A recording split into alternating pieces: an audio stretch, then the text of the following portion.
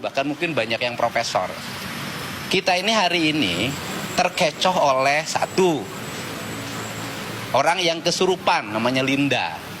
Kemudian Linda direkam oleh Ibu Vina, kakaknya Vina. Kemudian diserahkan ke Ibtu Rudiana. Linda itulah yang menyampaikan bahwa ada pemerkosaan dan pembunuhan oleh 11 orang. Dan kemudian itu orang kesurupan yang nyampe ke 11 orang itu.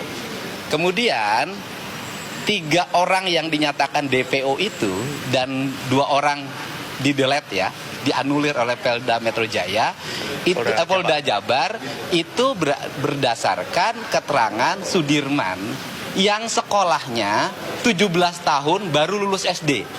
Artinya tidak naiknya 4 kali.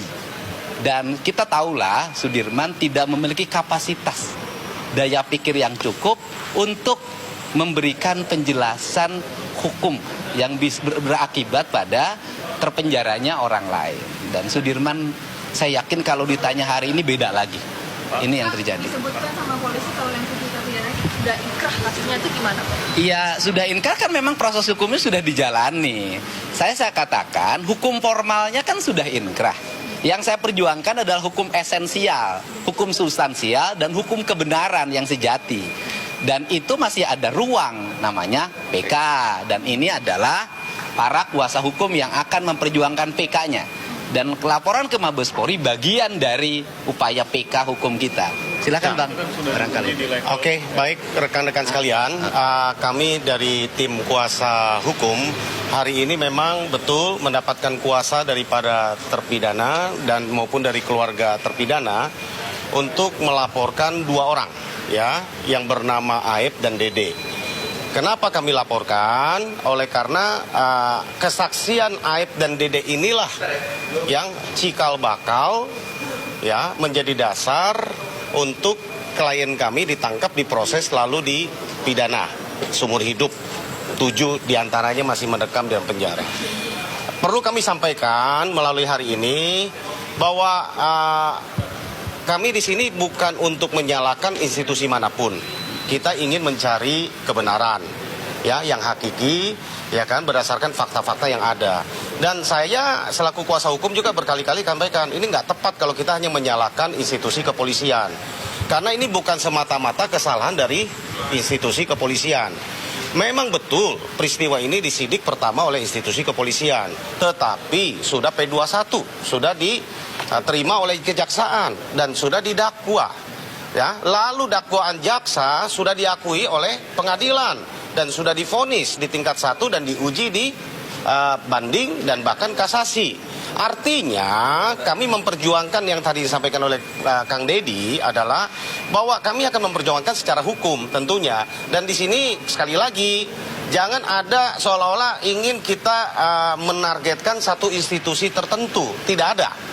Kami menargetkan adalah kehadiran harus ditegakkan. Kalau memang ini ada kekeliruan di dalam masa yang lampau yang sudah lalui dari mulai proses penyidikan sampai kepada penuntutan, sampai kepada putusan, sampai kepada kasasi, ya kan? Bahkan ada proses garasi yang 2019 nanti kami akan sampaikan semua itu di memori PK ya. Kenapa mereka sampai mengajukan garasi yang kami kemarin sore pun mendapatkan kepastian disaksikan oleh Kang Didi sendiri. Mereka nggak tahu bahwa itu akan dipakai untuk garasi. Dan bahkan ada perdebatan di antara mereka bahwa ketika ada pernyataan, ada form permintaan kepada mereka untuk menyatakan bahwa pengakuan mereka bersalah. Para terpidana ini mengatakan kepada kami kemarin bahwa mereka menolak menandatangani itu, makanya nggak ada itu pernyataan bahwa mereka bersalah, pendampingan itu kan gitu kan, makanya garasinya ditolak gitu kan. Jadi banyak hal lah kejanggalan ini ya. Kalau dikatakan bahwa klien kami sudah mengakui kesalahannya, perlu kami luruskan berdasarkan pengakuannya kepada kami dan juga di hadapan Kang Dedi kemarin bahwa mereka belum pernah mengakui kesalahan walaupun pada saat menjadi prosedur untuk diajukan garasi. Itu yang kami perlu sampaikan. Sekali lagi, kehadiran kami di sini untuk meluruskan kebenaran. Kalau mereka ini ternyata betul bukan pelakunya, lalu mereka dihukum seumur hidup, bayangkan kalau itu menimpa kepada keluarga, anak saudara kita. Ini kan keadilan yang harus kita perbaiki. Saya tidak mengatakan ini kesalahan satu institusi saja. Memang betul sekali lagi dimulai dari kepolisian, tetapi hasil penyidikan kepolisian ini sudah diterima di kejaksaan dan diteruskan diputuskan di pengadilan, bahkan diuji 3 kali loh, tingkat 1, banding dan kasasi. Inilah yang harus kita kita luruskan dan kita uji. Itu sebabnya karena ini sudah proses hukum, tentu kami sebagai kuasa hukum akan memproses ini secara hukum. Jalur-jalur hukum yang dimungkinkan buat kami yaitulah peninjauan kembali. Itulah dalam hari ini kami melaporkan dalam rangka salah satunya menjadi novum untuk kami melakukan memori peninjauan kembali nanti. Begitu teman-teman. Pak. Yang hari ini, ya kami membawa paling sedikit ada 6 bukti ya hari ini. Ada bukti surat ya, yaitu berupa putusan petikan pengadilan nomor 4 ya dan nomor 3 di Pengadilan Negeri Cirebon. Kemudian kami membawa surat kuasa ya dari para terpidana dan juga keluarga terpidana.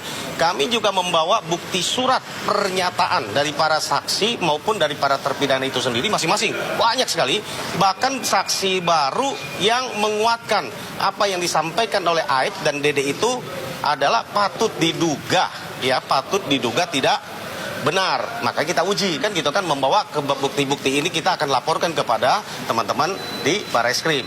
Ada bukti elektronik berupa pengakuan testimoni yang di podcast dari Kang Deddy Mulyadi. Pengakuan Aib dan Dede ya. Pengakuan Aib dan Dede. Itu visual dan kami cocokkan, oh ternyata sama pengakuan tertulis dengan pengakuan elektroniknya itu sama. Apa yang mereka bicarakan pengakuan di depan podcastnya Kang Deddy dengan apa yang tertulis, ya kan? Yang patut kita duga tidak benar. Apa saja yang ketidakbenarnya kami tidak masuk ke materinya, kan itu bagian dari yang kami mau laporkan. Kan gitu. Begitu rekan-rekan. Pak, kalau misalkan Aib dan Dede berbohong, apa sih kepentingan dia untuk kemudian melakukan pembohongan ini gitu? Karena kalau saya lihat dia orang biasa, orang kecil, tukang steam aja, nggak ada kepentingan besar buat menjarakan.